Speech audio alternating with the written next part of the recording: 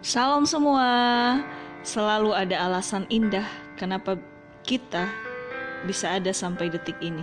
Mari kita terus bersyukur karena anugerah-anugerah terbaik ke depan Tuhan sudah sediakan buat kita, anak-anak yang terus bersandar dan berharap kepada Bapa. Amin.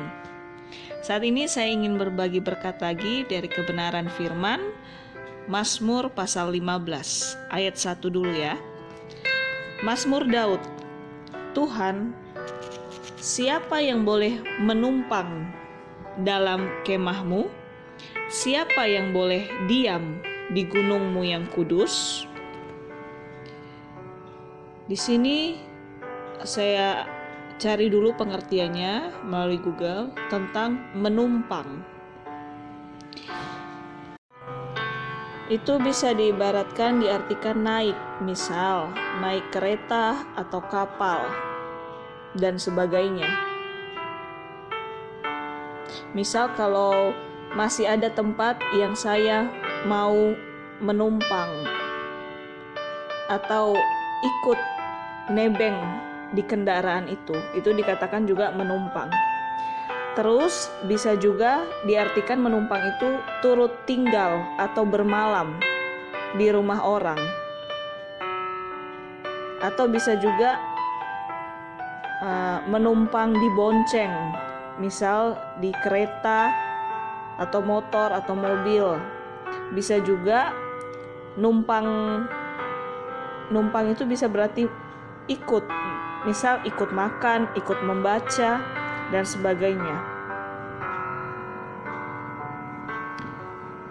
Karena ada dalam pernyataan firman ini ditanya, berapa orang yang menumpang di rumahmu? Ini pengertian di Google ya. Terus diartikan di sini yang tadi di firman, siapa yang boleh menumpang dalam kemahmu? Kemahmu itu maksudnya kemahnya Tuhan. Mengapa kita harus menumpang di kemahnya Tuhan? Kan kita bisa numpang di kemah yang penuh kefasikan, di kemah pembunuhan, kemah perampokan, penindasan, pelecehan, atau kemah-kemah manis atau unik lainnya. Ya mungkin itu agak serem lah ya, kemah pembunuhan. Tapi bisa dikatakan mungkin kemah-kemah indah lainnya di luar Tuhan. Misal kemah pesta pora, kemah penyelundupan harta benda, kemah pencucian uang, dan yang lainnya. Intinya tempat yang kita rasa nyaman tapi di luar Tuhan. Lalu kenapa kita harus numpang di kemah Tuhan? Karena memang hanya di kemah Tuhan ada damai sejahtera yang sesungguhnya dan yang membawa kita kepada hidup yang kekal. Dan hanya melalui Yesus Kristus, Tuhan Bapa kita yang baik, kita dapat tiba di tempat yang kekal, di Taman Firdaus yang Tuhan sediakan untuk semua anak-anak yang sungguh-sungguh mau hidup di dalam Dia dan untuk Dia. Jadi mungkin kalau diartikan di sini, kembali lagi Tuhan kasih kita kehendak bebas untuk milih kita mau nyaman di mana, kita mau numpang di mana, kita mau nyaman atau numpang di pesta pora. Maka akhir dari pesta pora apa ada? Bisa utang piutang, bisa udah gak ingat lagi doa atau ibadah, gak ada lagi waktu karena berpesta terus. Bahkan bisa minum-minuman yang merusak kesehatan karena berpesta pora. Atau apa? Penyelundupan barang-barang berharga. Numpang di situ, ya mungkin enak di awal, banyak keuntungan, tapi setelah itu apa? Ketahuan oleh tim penyidik, ketangkap, masuk penjara. rusak nama baik selamanya. Gak ada kebahagiaan di balik itu. Terus apa lagi? Numpang dalam perselingkuhan.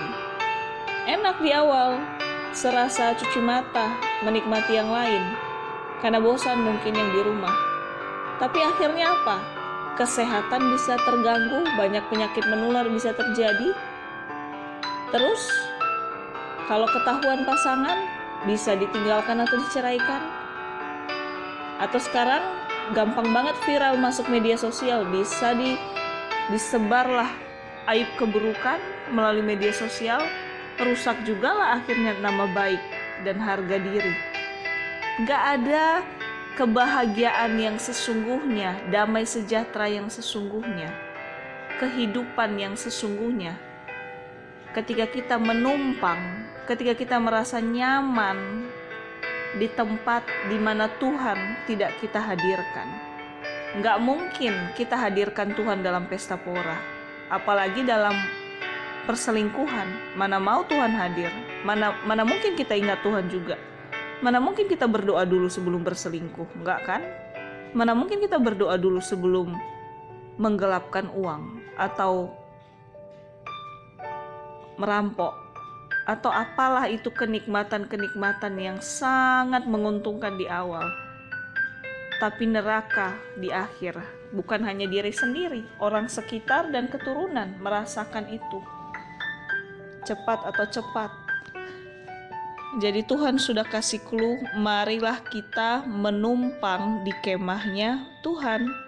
Marilah kita nyaman berteduh, nyaman hidup di dalam Tuhan. Kembali lagi, bukan berarti menumpang di kemahnya Tuhan, nyaman di dalam Tuhan, bukan berarti tidak ada tantangan atau proses. Bisa aja, bisa melebihi yang orang-orang gak numpang sama Tuhan malah. Tapi bedanya apa? Ketika kita numpang sama Tuhan, kekuatan dari Tuhan, sari-sari firman itu yang menguatkan kita untuk melewati apapun yang terberat. Plus akhir dari hidup kita, damai sejahtera yang sesungguhnya, kehidupan yang sesungguhnya. Jadi benar-benar gak ada ruginya, gak ada salahnya kita benar-benar mau menumpang di kemahnya Tuhan. Amin. Terus dengan dikatakan menumpang berarti hanya sebentar. Jadi kita kemana sebenarnya? Ya sebenarnya kita menuju kekekalan bersama Dia, bersama Bapa, dan menetap selamanya di dalam Dia. Yang maksudnya gini, selama kita di dunia, kita harus tetap numpang di kemahnya Tuhan. Kita harus tetap bergaul dekat dengan Tuhan, mau di dalam Tuhan selalu. Karena ketika kita mau di dalam Tuhan, di kemah itu, kita dipersiapkan, kita ditempa iman kita, kualitas iman kita, kualitas penyembahan kita ditempa di kemah itu, di kemah Tuhan selama kita di dunia.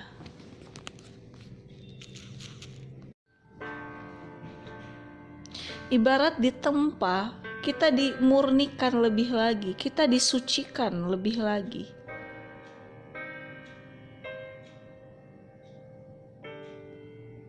Karena kembali lagi, barang siapa yang menerima dalam hati dan hidupnya Tuhan Yesus sebagai Bapa dan Juru Selamat, itulah pengorbanan Yesuslah yang menjembatani kita kembali layak untuk menuju rumah Bapa, yaitu surga. Karena kita gak layak sebenarnya, kita banyak dosa, kita banyak kekurangan, kita banyak kelemahan. Sebenarnya kita ini udah layak dihukum karena banyak dosa. Dan siapa sih orang yang gak berbuat dosa? Kita bisa minta ampun sekarang, tapi besok bisa aja buat lagi. Tapi justru semakin kita terendam, semakin kita tetap mau kembali ke kemah Tuhan, di situ kita terus diperbaharui, di situ kita terus diubahkan, diasah lebih lagi iman kita, hati kita, tindakan kita. Terus diasah sampai ada waktunya nanti kita sudah benar-benar disempurnakan, dibersihkan sama Bapa. Maka disitulah kita benar-benar layak menuju tempat Bapa yang abadi. Jadi pengorbanan Yesuslah, kekuatan Tuhanlah yang bukan hanya menyelamatkan kita, Dia yang membawa kita ke tempat yang kekal, yaitu surga. Bukan karena kekuatan kita, bukan karena apapun yang kita perbuat. Karena kembali lagi, daging, debu tanah, mana bisa berbuat yang baik sebenarnya. Karena ada roh Tuhan di dalam daging debu tanah kita ini, makanya kita bisa dilayakkan menjadi pribadi yang baik, bahkan dilayakkan bersama Tuhan kelak di surga. Amin. Jadi biarlah di dunia ini kita memilih menumpang di kemahnya Tuhan. Kita memilih tetap bersekutu dengan Tuhan. Kita memilih tetap berdoa, menyembah Tuhan. Apapun kesibukan kita, apapun aktivitas pekerjaan kita, itu gak apa-apa. Biarlah berjalan seiringan. Tapi yang terpenting dan terutama, kita harus di kemahnya Tuhan selama kita di dunia. Karena di kemah inilah kita dipersiapkan, dibentuk, diubahkan, dikuduskan, disucikan setiap hari. Karena waktunya kapan, Tuhan yang tahu. Kapan kita benar-benar melangkah ke surga nanti. Amin. Jangan salah pilih kemah ya.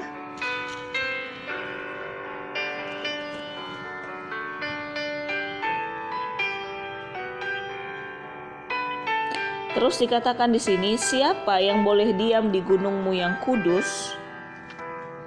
Gunung bisa berarti puncak atau posisi yang jauh lebih tinggi daripada yang lain.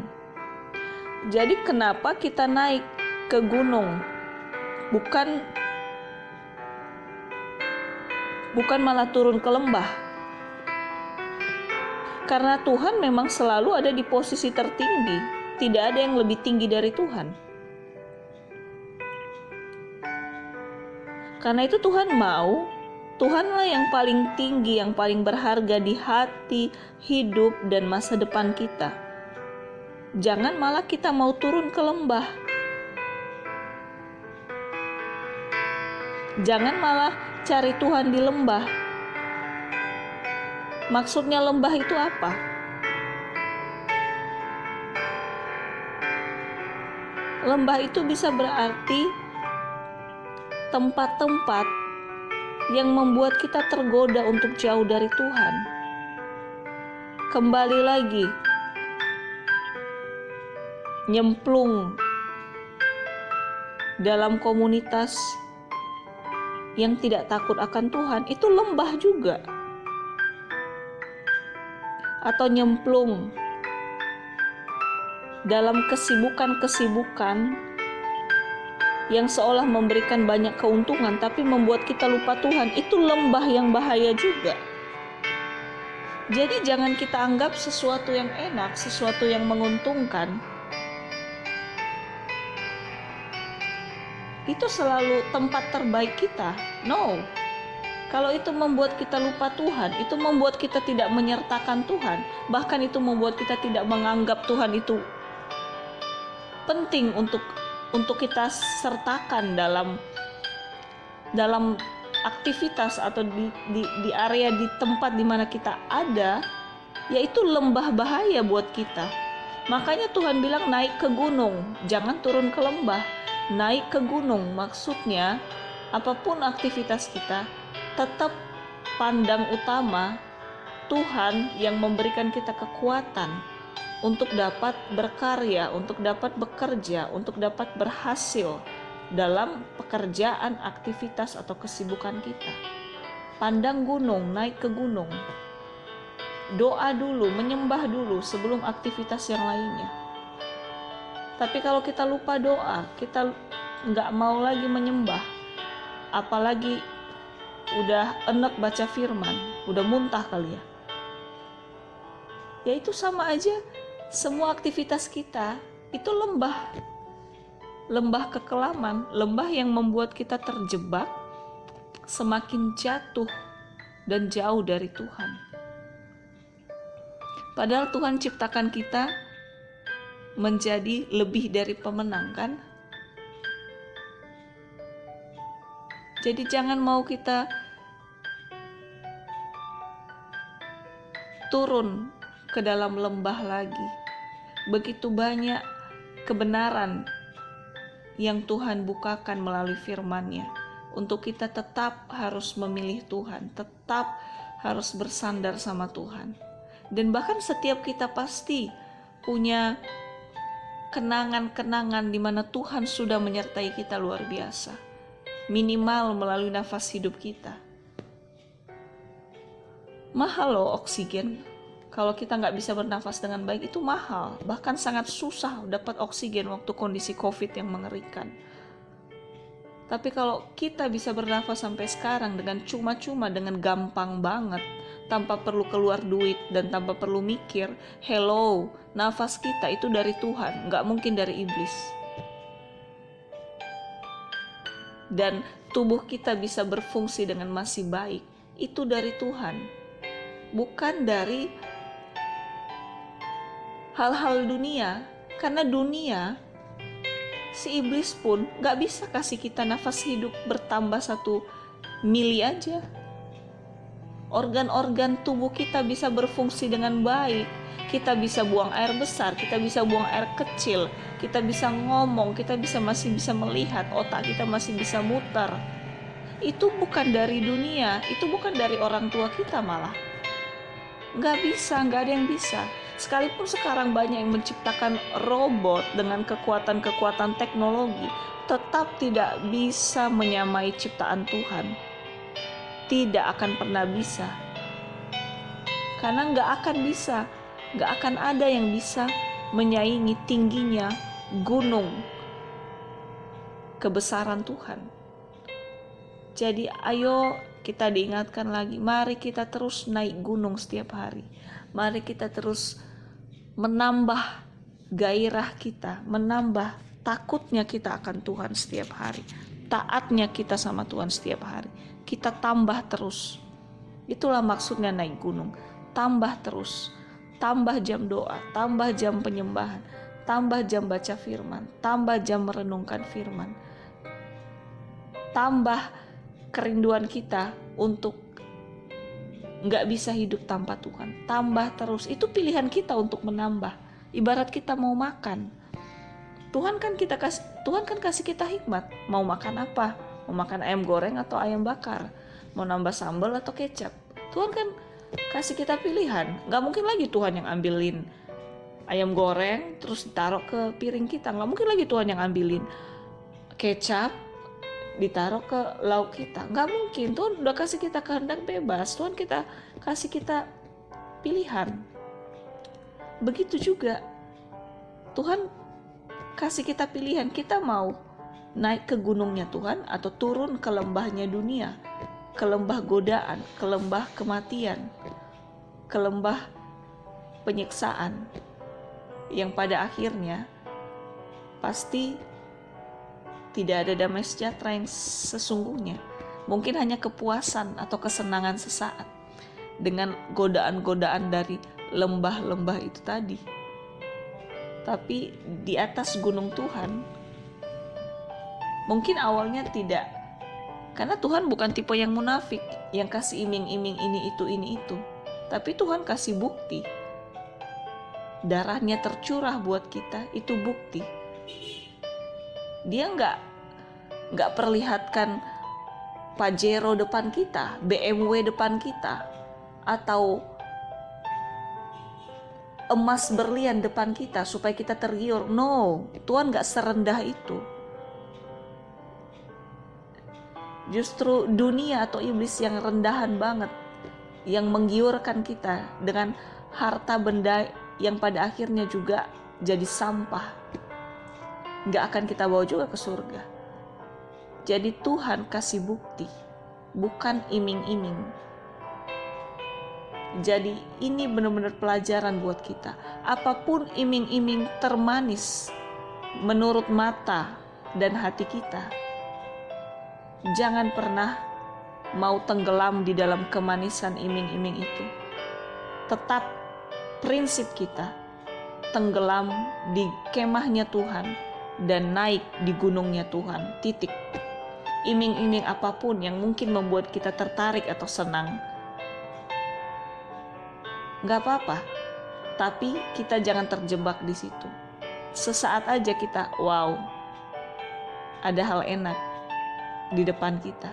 Tapi kalau itu gak baik buat kita, pasti Tuhan jauhkan. Asal kita mau berserah. Jadi kembali, mari kita naik ke gunungnya Tuhan. Mari kita naik ke gunung yang lebih tinggi untuk memahami kebenaran firman. Mari kita naik ke gunung yang lebih taat di dalam Tuhan. Mari kita naik ke gunung yang lebih sungguh-sungguh di dalam Tuhan. Ada kehidupan kekal di balik gunung itu. Jangan mau turun ke lembah, walaupun terasa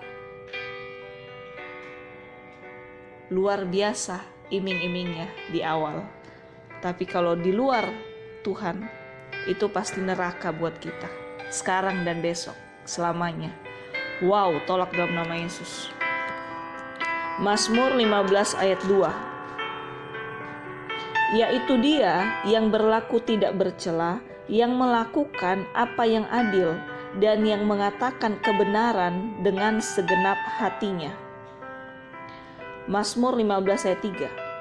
Yang tidak menyebarkan fitnah dengan lidahnya, yang tidak berbuat jahat terhadap temannya, dan yang tidak menimpakan cela kepada tetangganya.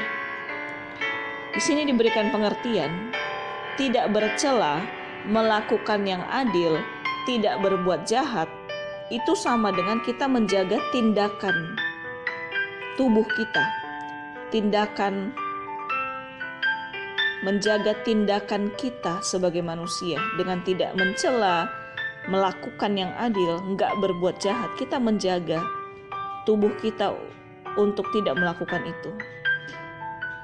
Terus menyatakan atau mengatakan kebenaran, tidak menyebarkan fitnah atau gosip, tidak menimpakan cela atau cibiran buruk kepada tetangga atau sesama kita. Itu sama dengan kita menjaga bibir kita. Jadi yang pertama kita menjaga tindakan kita, kemudian diingatkan untuk menjaga bibir, apalagi jangan bergosip. Lalu dikatakan dengan segenap hati, berarti kita menjaga hati kita. Jadi kehendak bebas di tangan kita. Mau menjaga tindakan, mau menjaga bibir, mau menjaga hati. Kalau nggak mau menjaga juga bisa. Jadi baik dari tindakan, perkataan, sikap hati harus tetap kita jaga sungguh-sungguh. Bukan dengan kekuatan sendiri, tapi selalu dengan pemahaman kita tentang maunya Tuhan itu apa. Ya melalui kebenaran firman-Nya. Tuhan pasti bukakan, jangan begini, jangan begitu, karena akibatnya ini, akibatnya itu. Tuhan pasti bukakan. Karena ada akibat dari sesuatu yang salah, dari sesuatu yang gak sesuai firman. Jadi marilah kita terus mau dituntun sama kebenaran firman-Nya. Karena kembali lagi firman Tuhan itu ya pelita, penerang untuk tubuh, jiwa, dan roh kita setiap saat.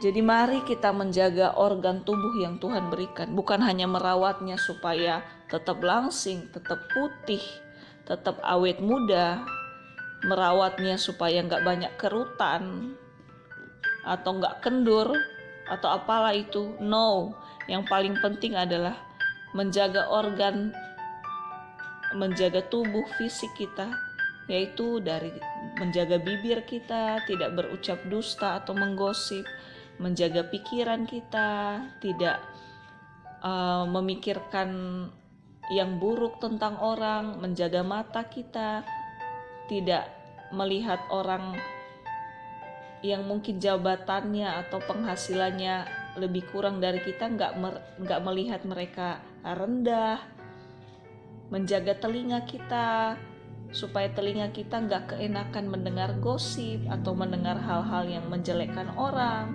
menjaga tangan kaki kita nggak melakukan tindakan-tindakan buruk atau hal-hal yang melukai orang atau menggebuki, menampar orang, menendang orang. Kita jaga semua di situ. Jadi kita bukan hanya doa aja, tapi biarlah hasil kita berdoa, hasil kita mendekat sama Tuhan, kita diberikan kekuatan dan kuasa untuk menjaga tubuh, jiwa, dan roh kita melalui pelita kebenaran firman Tuhan dalam hati dan hidup kita yang kita terima setiap hari. Jadi mari kita nggak menolak firman. Amin. Puji Tuhan. Terus di Mazmur 15 ayat 4, yang memandang hina orang yang tersingkir, tetapi memuliakan orang yang takut akan Tuhan, yang berpegang pada sumpah walaupun rugi.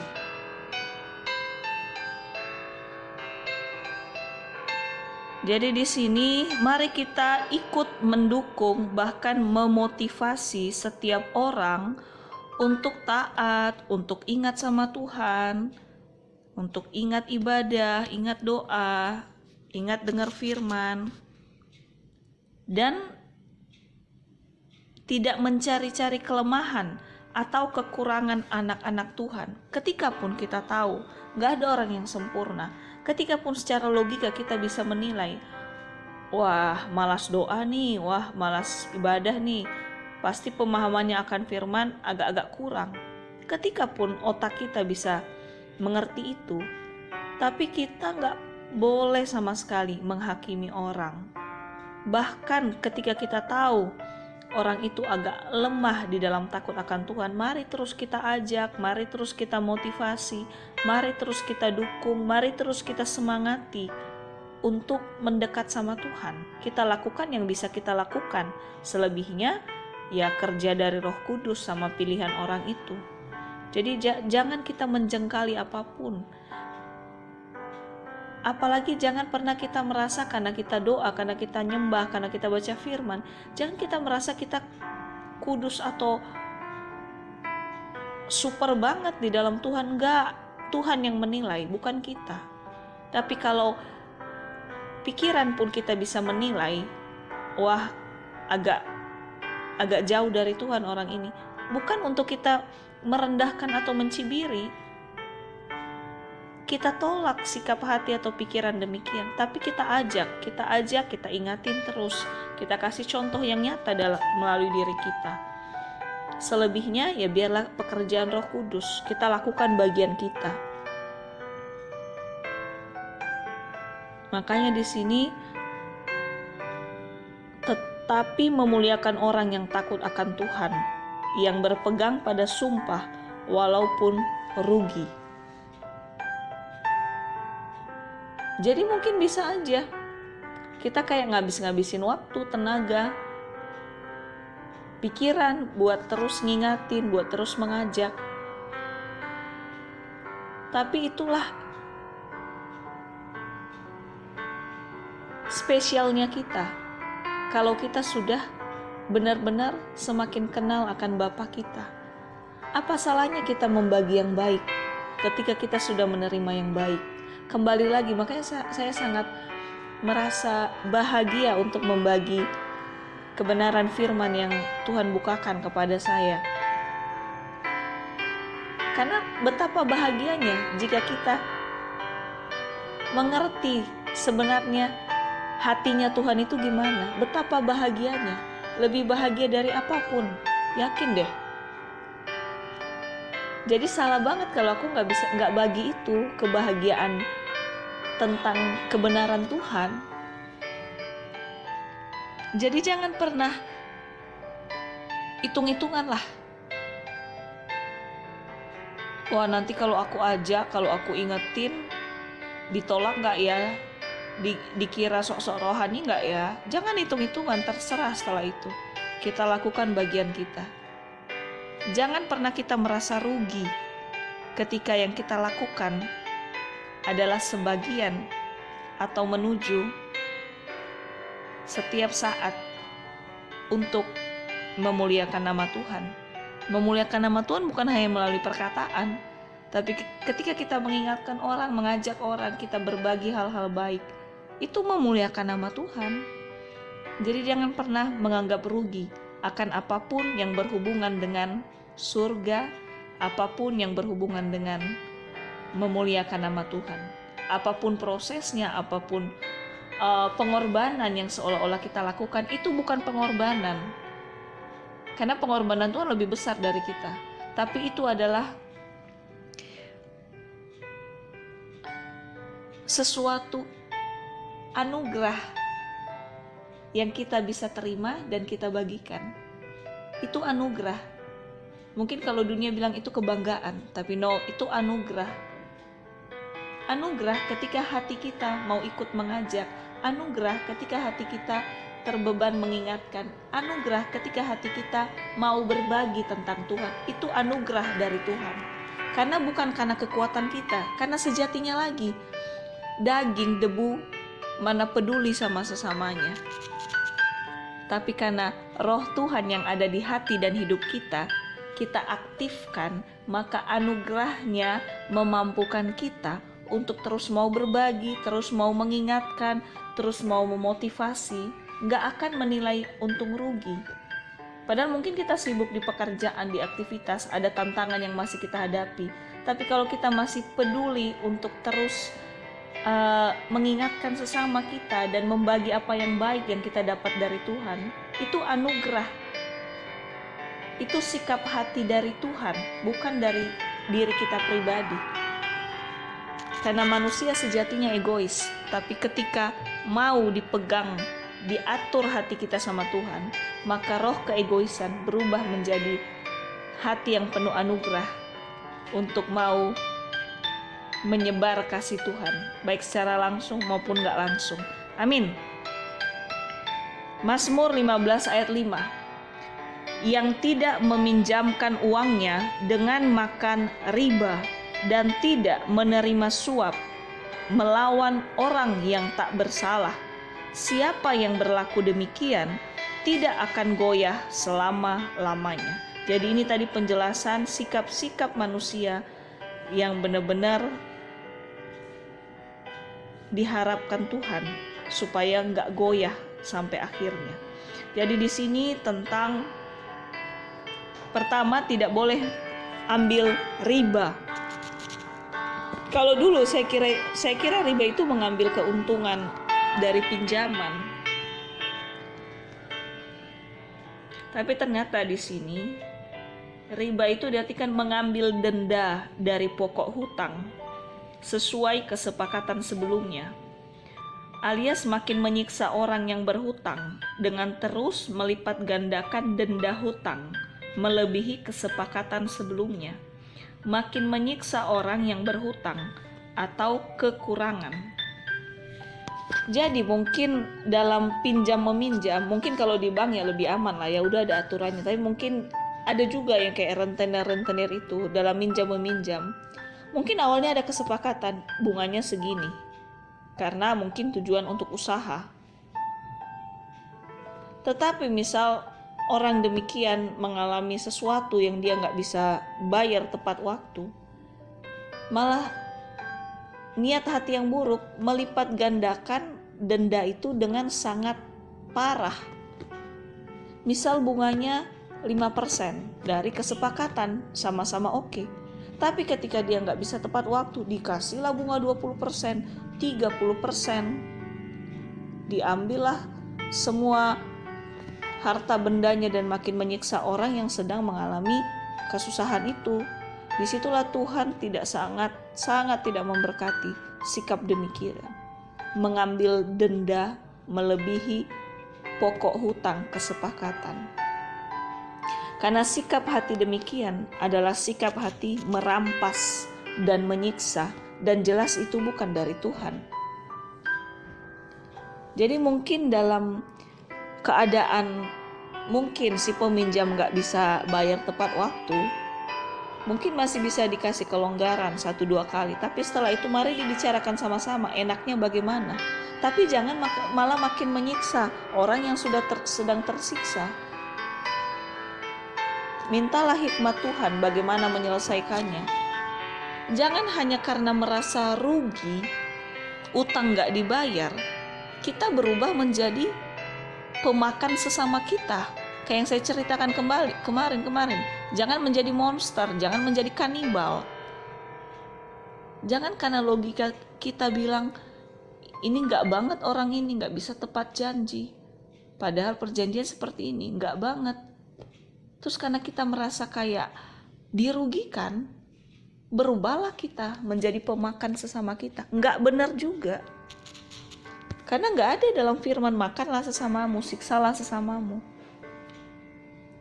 Maka di dalam firman bukan hanya kasih sesamamu, ampunilah musuhmu malah. Bisa nggak kita mengampuni orang yang nggak bisa bayar hutangnya tepat waktu?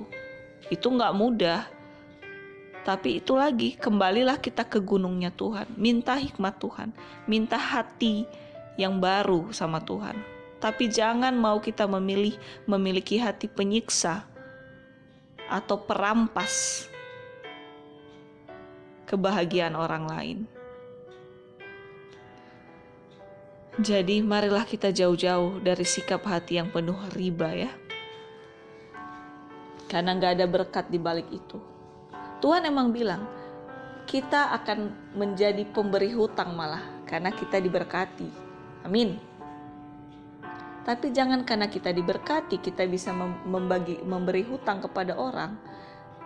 Jangan setelah itu kita diubah. Karena hal-hal tadi mungkin gak bisa tepat waktu bayar, atau orangnya melarikan diri, atau apapun itu. Jangan kita jadi berubah hanya karena itu. Berubah untuk memberikan riba yang mengerikan, memberikan denda hutang yang mengerikan, yang gak masuk akal lagi, yang hanya untuk kita mengambil keuntungan ekspres, keuntungan lebih dan lebih lagi, lebih cepat dari orang yang tersiksa. Jangan demikian, Tuhan akan merasa sangat sedih.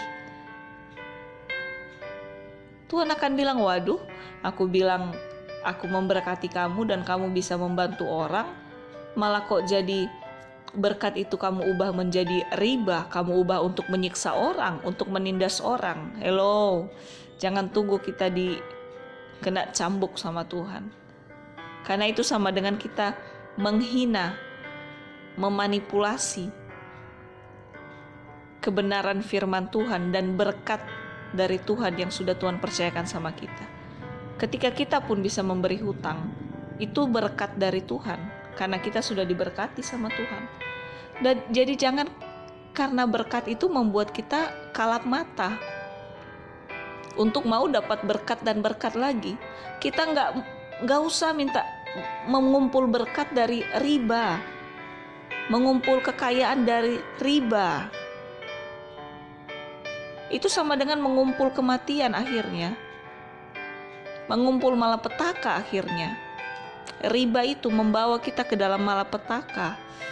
Karena itu bukan dari Tuhan. Sikap hati yang melakukan riba itu bukan dari Tuhan.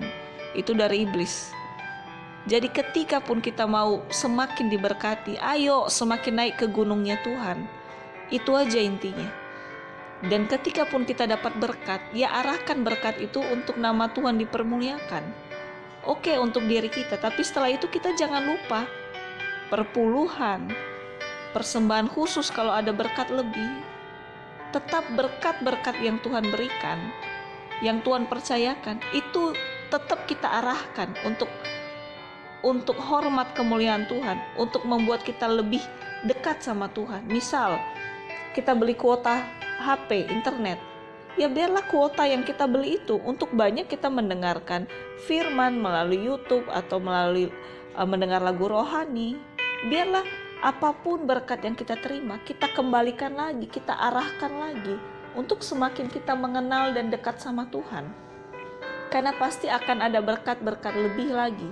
Dan bukan karena berkat sebenarnya, tapi Tuhan disenangkan untuk sikap kita seperti itu. Tapi kalau kita semakin diberkati dan membuat kita haus untuk diberkati dengan merampas orang lain, memberi riba sama orang lain, atau melakukan hal-hal menyesatkan lainnya supaya berkat-berkat cepat bertambah. Halo, berkat yang sesungguhnya hanya datang dari Tuhan, bukan dari sikap-sikap menyimpang dari firman. Wow, haleluya. Terus dikatakan di sini tidak menerima suap. Penyuapan, suap adalah tindakan memberi uang, barang, atau bentuk lain dari pembalasan dari pemberian suap kepada penerima suap yang dilakukan untuk mengubah sikap penerima atas suatu kepentingan. Jadi intinya di sini mungkin ada kerjasama. Jadi kalau si penerima suap ini melakukan apa yang disuruh, ya dia akan dapat suap. Ya, membahas tentang suap mungkin sangat sensitif sih. Apalagi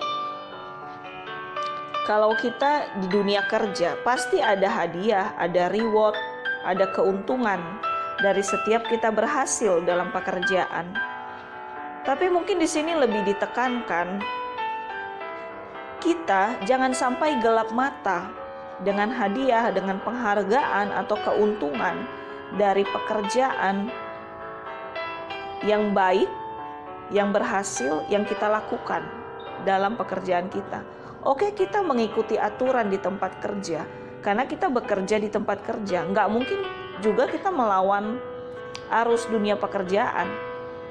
Cuma di sini benar-benar diingatkan, karena kita takut dan taat akan Tuhan, mari kita dipimpin oleh Roh Kudus bagaimana bekerja yang benar, walaupun memiliki atau menerima keuntungan, tetapi jangan sampai kita melanggar hak asasi manusia, atau jangan sampai tidak memiliki hati yang berbelas kasih, malah memiliki hati yang ingin memeras atau menyiksa. Atau lebih parah lagi, hanya peduli untuk menimbun keuntungan sendiri. Tapi biarlah keuntungan itu hanya bonus dari Tuhan melalui tempat kerja kita. Karena kita bekerja dengan baik dan benar, jangan dalam kita bekerja dengan baik, jangan keuntungan itu menjadi fokus kita. Karena kalau keuntungan, hadiah, bonus itu menjadi fokus kita, maka pasti otomatis tubuh jiwa roh kita mau menghalalkan segala cara pada akhirnya. Dan hati yang peduli, hati yang iba, hati yang penuh belas kasih akan dikalahkan dengan hati yang serakah. Hati yang ingin menimbun dan menimbun keuntungan-keuntungan yang sudah merugikan orang lain malah. Hati yang serakah. Karena hati yang serakah inilah yang harus kita perangi dengan kebenaran firman. Karena kita takut akan Tuhan dan menghormati nama baik Tuhan dalam hidup kita. Di dalam hidup kita ada Tuhan. Jadi mari kita jaga nama baiknya Tuhan. Jangan kita menghina nama baiknya Tuhan karena hati yang serakah tadi. Mungkin sensitif, siapa yang gak mau punya keuntungan dalam pekerjaan?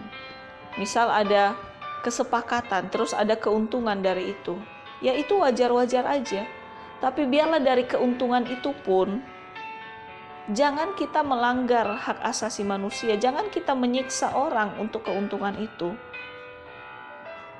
Jangan kita mencekek kantongnya orang. Saya juga sangat tertegur dan diberkati di sini. Di dunia pekerjaan saya, sangat banyak godaan seperti itu. Tapi puji Tuhan, sekalipun mungkin saya pernah salah, tapi puji Tuhan, Tuhan selalu ingatkan, Tuhan kasih saya waktu untuk saya bisa memanage dengan baik. Maksudnya bisa meminta tuntunan Tuhan melalui hati. Bagaimana baiknya dan intinya harus ada belas kasih dalam pekerjaan itu atau dalam kesepakatan itu. Jangan sampai kita lupa diri atau menimbun keuntungan apapun.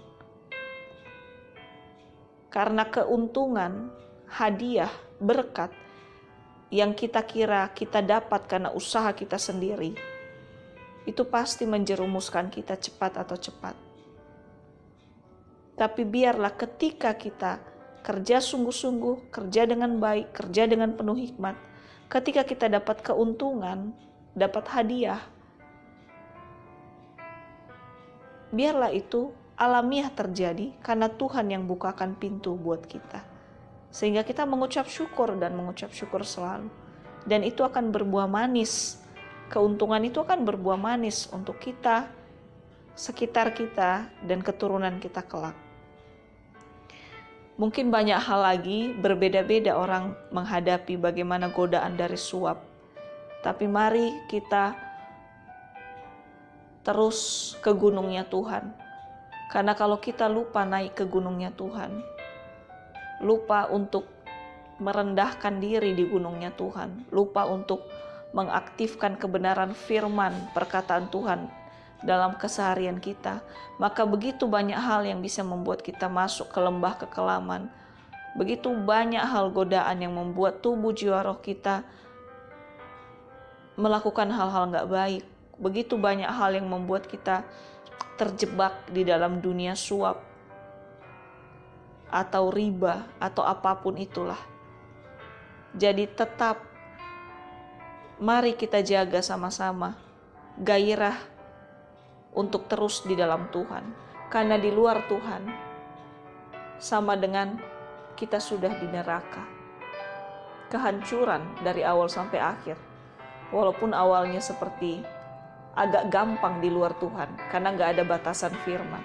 Tapi sebenarnya di dalam Tuhan kita benar-benar dijagai dari sekarang sampai nanti kita di surga, dijagai sempurna. Mari kita semangat. Tuhan Yesus memberkati kita semua. Damai sejahtera ada untuk kita semua, dan teruslah kita naik ke gunungnya Tuhan.